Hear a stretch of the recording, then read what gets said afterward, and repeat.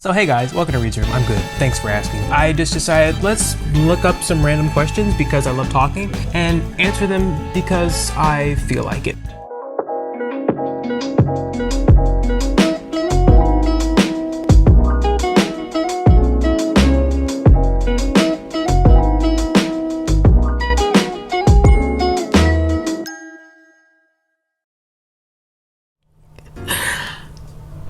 Okay, let's go. Have you ever done something embarrassing around a former crush?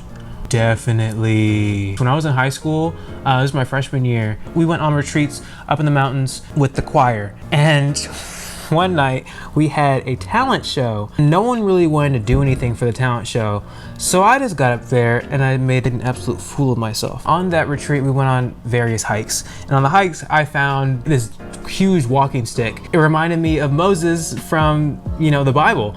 And I was like, you know what? I'm now Moses. Call me Moses. No, call me Mo. So I got the walking stick, brought it back with me to the talent show. I said, hey guys, this is my talent. I literally took the stick, spun around and said, I'm a helicopter. Oh! My crush was in the audience and everybody started laughing. I was like, yeah, I did something great. They were laughing at me. I was just like, oh, I want to die. I just want to stop living right now. That whole weekend was just terrible to begin with. I don't know what was going on. It was the pivotal point. It was my freshman year. It was a pivotal point in my character arc where I was figuring out who I was and what type of person I wanted to be. I was like a people pleaser, like trying to fit in with different groups that I did not belong in. Next question. Do you enjoy people watching? Oh, definitely. Yeah, when I was little, my mom would work long hours at school because she's a teacher, and our aunt would come pick us up, her kids and my brother and I, and we go to Costco just to eat pizza and watch people. So there was one little girl that took a napkin and put it in a vending machine, pressed a couple buttons, and something came out. Huh? There was another instance where another little girl put a napkin in the vending machine and she started pressing the button because she wanted something to eat, but it didn't work because it was a napkin. But it worked for the last person and it wasn't like what? But anyway, this little girl, in this instance, it didn't work. She was like, mommy, why won't it work? Just people watching in a place like that where you have a lot of people just walking in various directions. It's very entertaining. What's something that was completely out of character you did? Something that's completely out of character? Well, it's not like huge, but for me, it's kind of like, what the heck? When I was in high school, I think this was my sophomore or probably like our junior year, there was this one girl that had braces, and if people have braces, they can't eat certain foods. But this girl decided to eat a certain food that she should not have been eating, and the food got caught in the braces. I was sitting right next to her, and she started picking out the thing of her braces, and it flung on me. He needs some milk. Actually, no, it got in her hand, and she's like, ew, what is this? And then she flung it on me, and she started laughing. At that point, I started cursing at her. I was like, what the? Insert words you think Andrew would never say that I did say. That was the one thing that was like completely out of character because everyone just looked at me. They're like, Andrew? She basically spit on me. You don't spit on people like who you like this with and laugh about it. That's disgusting. Yeah, that's something out of character because I really don't like cursing. It just doesn't feel right to me. It would disappoint God as well, so that's another reason why I don't do it, so it's just weird. Have you ever had a terrible house guest? If so, what happened? I've never had a terrible house guest because everyone that I invite to be in this house, at least to stay with me, I have a good relationship with, and I wouldn't invite you to sleep here if I didn't like you. When I was little, when my aunts and uncles would come to town, my room would be the room for them to take, and at like 7 or 8 years old, I'm just like, what is that? Why are you taking my bed? Like, this is my room. Get out. What's the story behind your favorite memento?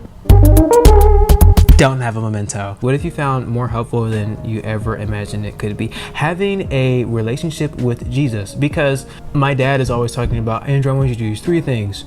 Have a relationship with Jesus, tithe and offering, and remember the Sabbath. He wants to implement those 3 elements of, I guess, of Christianity and Seventh-day Adventism in myself and my brother. And he'd been telling this stuff my whole life. And you know when your parents tell you these things when you're little and you're like, okay, cool, but then you actually go on the outside world and you're like, oh my goodness, what you're saying makes sense. Or at least when you hear it from an outside source and you're like, it finally clicks. You're like, oh my gosh.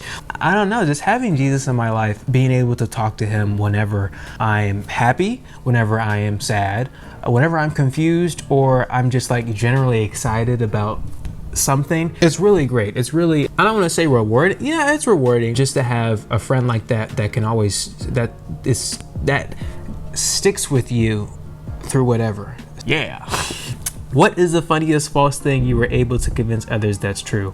I'm pretty sure I've done this before. I'm like, you didn't know this? Yeah, this is that. No, but I don't usually do that because that's borderline lying. Or something that's false that someone convinced me of that was true, but then again, they didn't know it was false either.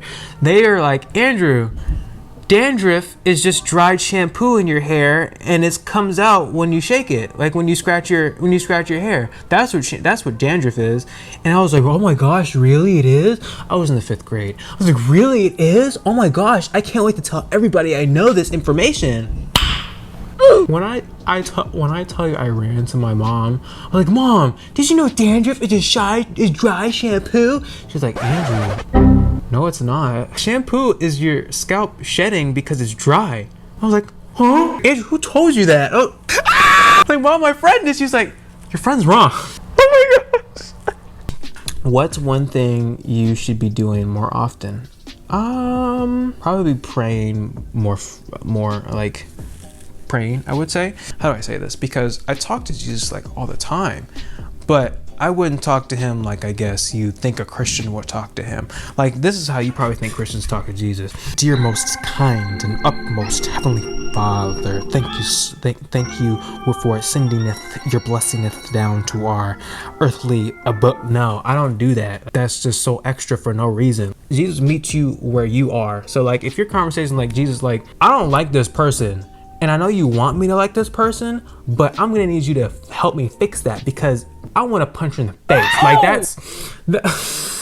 I don't talk to her like that, but like, I mean, yes, I do, but not in that specific. I don't want to punch people in the face. I don't do that. I oh my gosh, I'm painting such a bad picture. But you get what I'm trying to say. The way you talk to your best friend, the way you talk to your brother, your sister, your favorite cousin, that's how I talk to Jesus. Of course, I give him respect because Jesus is the Son of God, the Father. That means if we're children of God, Jesus is our brother. So I'm going to talk to him like he's my brother. But at the same time, he's also God. So one, I give him respect because of who he is. Secondly, I rock with him because he's my brother. So why wouldn't I?